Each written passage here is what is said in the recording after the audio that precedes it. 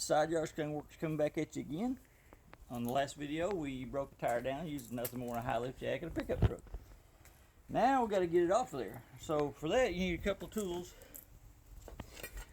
Pry bar, a tire spoon, which is coming all sizes. This is a combination. It's got a dismounter and a remounter on one on each end. This is just standard old pry bar. Once again, Harbor Freight, Amazon, and a rubber hammer. So basically what you're going to do, first thing you do, a lot easier.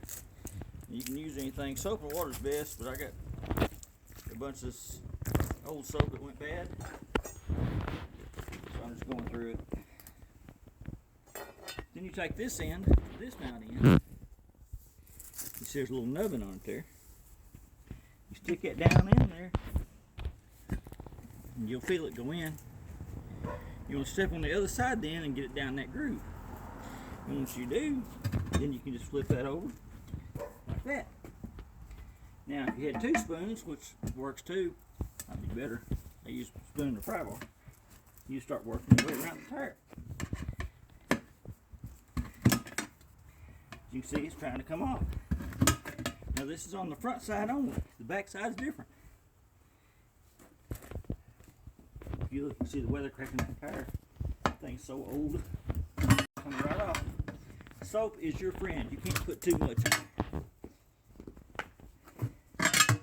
At this point, we don't need a big spoon anymore. They were small. Look at that. As you can see, the front half's out. So now, I'm going to flip it over. The other side.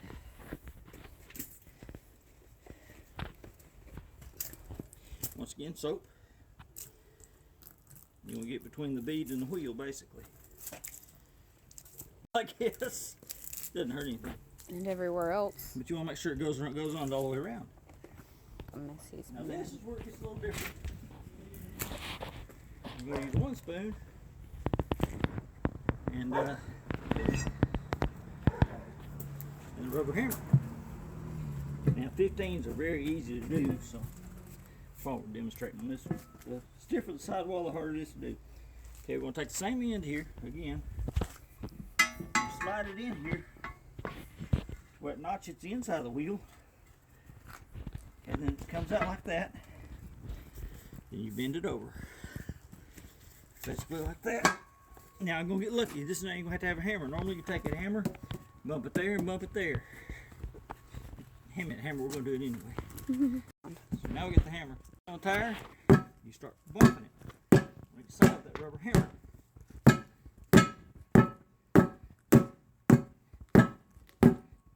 Keep pressure up here. There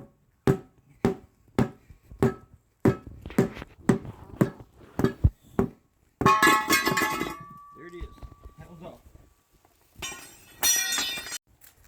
Okay, here we go with the soap again. I'm using a rag this time because I want to concentrate it more. So I want it on the bead. Let's make it slip on easy. And see it once it gets on there.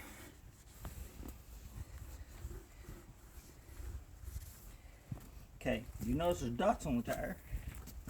Those line up with the valve stem. You don't have to, but it works better if you do. And so start pushing on each side. Got lucky on that one. Did you see that? It went on without any trouble. Sometimes you have to use a spoon, and I'll show you how to do that in a minute. Okay, now we're going to do the other side, the front side. Once again, soap is your friend. However, here you can get too much because if it's running down your leg, well, you get the idea. It's too much. It makes everything too slick. Now we're using a different side of the bar. We're using this end. The first thing we're going to do is get that over like that and step on it. Get as far down as we can because we got to make sure we're in that groove. We'll take this and barely set this over the lip of the rim like this.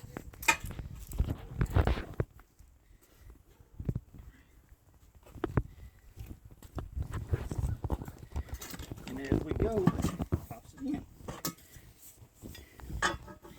Same thing, once again, pops it in. Pops it in.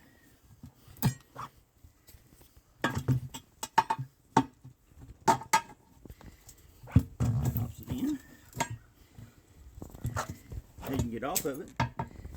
That last piece, it might be just that you can bump it with your heel and it goes right in. The valve core tool, put it back in.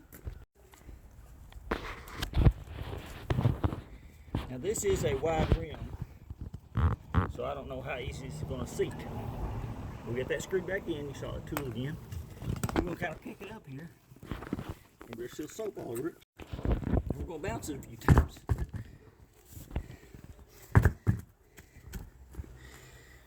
And then hope for the best. Get my air shut and air line. We're going to see.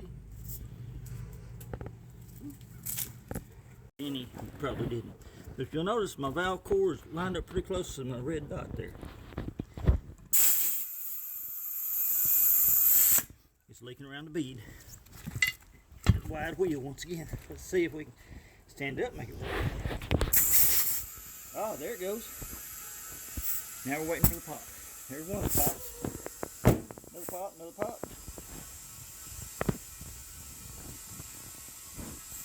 Get one more pop coming. We're going to lay it down now.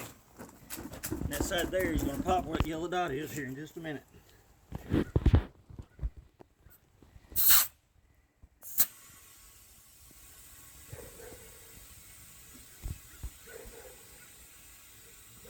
Here it comes. There it is. Jam that tire gauge. Okay, now you want to look on your tires. Any DOT tire, any approved road tire is going to have the pressure on it. On a trailer, we want to run the max pressure, which in this case is 50 psi. So we want to get 50 in it. Now I know there's not but about 10 in it. I lied, there's 15. But it took that to seat the bead. All we're going to do now is just raise it on up to 50.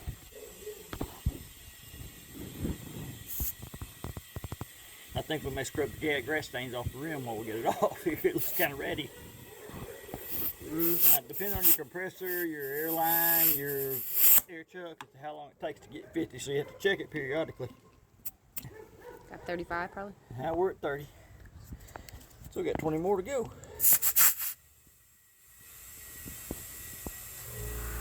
Oh, there's the compressor kicking on. I guess we finally used up what was in the tank.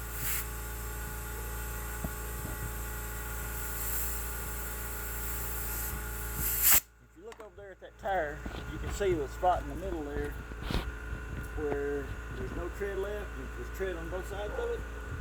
The tire had a knot on it, which is why we're changing. If you're going down the road, you would shake your teeth out if you weren't careful.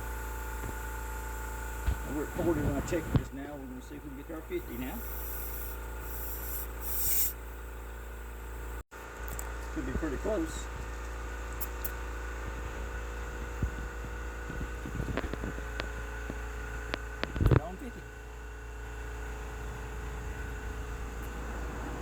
Valve cap back on, so I don't have it here with me. I think it's over there, but that's okay.